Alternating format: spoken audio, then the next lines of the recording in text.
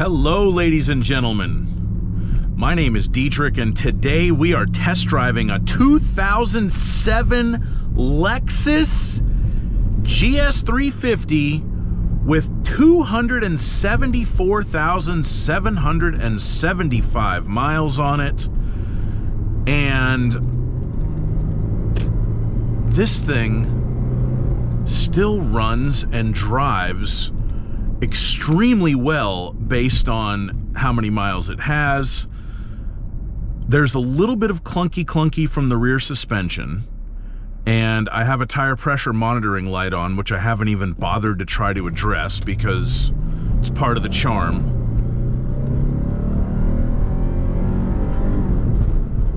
The V6 still sounds great. That was about half throttle, pulls strong. The transmission does its business extremely smoothly. This thing still runs good. It feels like it's got some life left in it. The old Lexus. This was a recent trade-in at a local car dealership that I have a connection with. They paid $1,500 for it, which sure seems like a lot for a car with 275,000 miles on it, if we round. But it is a Lexus, and it does drive extremely well. They're doing some kind of construction over here today. You know what? We're just gonna whip an illegal U in the old Lexo, just to stay out of the way of the construction workers.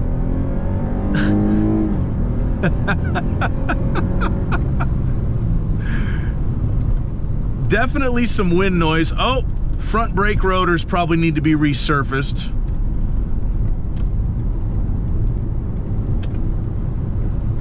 But I'm properly impressed, actually, by how well this car runs. Yeah, it definitely needs front brake rotors, but that's all right. That happens. That's a wear item. That's not any severe indictment of the car. This is so wild. This is why Lexus has that reputation. They really do last this long. 2007, which this is, was the first year that they put the 3.5 liter V6, so the GS 350 replaced the GS 300 in 07, and at the time, for a base engine, it was powerful. 303 horsepower, 274 torque. You know, that was a lot back in 2007 compared to base model Audi A6s and Mercedes-Benz. I think it would have been an E320 back then, and BMW. Let's see, 2007 would have been a 528. That was the first year on the 5 Series. No, it still would have been a 525 on a 525 and a 530. And then they went to the 528 and the 535. So yeah, this would have been like the fastest car in its class as far as base models are concerned back then. And 6-speed automatic transmission. Most of the stuff in here still works. I am going to do a review where we find out just how much most is. God, this would have been quite the car, brand new in 07. If you had one of these new back in the day, man, you would have felt like the king of the block in the old GS 350. Well, it would have been new at that time. I like the way the V6 sounds. I'm often not a fan of the way Toyota or Lexus engines sound, but I like the way that this one sounds. It has a nice metallic kind of note to it that I have been enjoying. Let's see, it does have like a Tiptronic thing, but it's sort of, It's not a real Tiptronic. It's like a sport mode where you tell it the maximum gear that it can go into. So I'm not even really going to bother with that. I'll just leave it in drive and let the computer figure out what it wants to do with life. Air conditioner blows cold. I don't think the stereo works. I haven't been able to make it work. Keyless entry still works. Like put your hand in the door handle and stuff. Backup camera still works. Nav still looks like it works. Yeah, I don't think anything in the speakers works.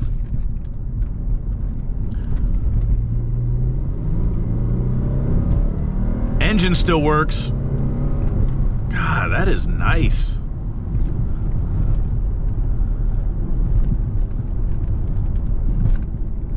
This is a nice car to drive. I'm actually shocked by how well it runs. I mean, I know it's a Lexus.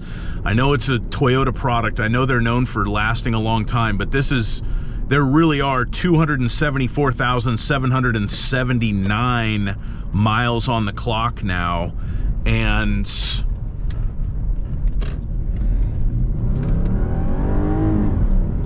no hesitation. You can go right into the back of a UPS truck if you want to.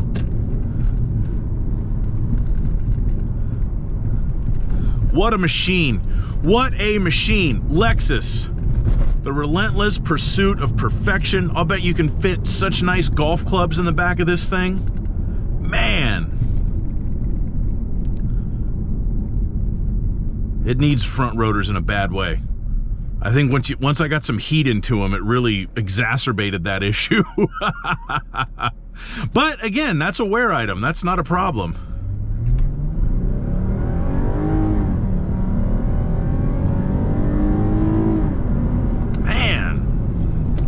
Not bad.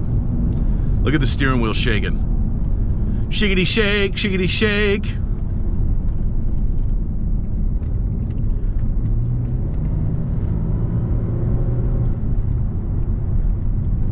I can see why there's such love for these cars. I don't know that... It's funny, I don't know that I would ever buy a GS, but I guess if I needed a car and the right one came up, why say no to this? I would like to have an LS 430 if I was going to have a Lexus. I've just always thought those looked really nice and there's a lot of cool things about them.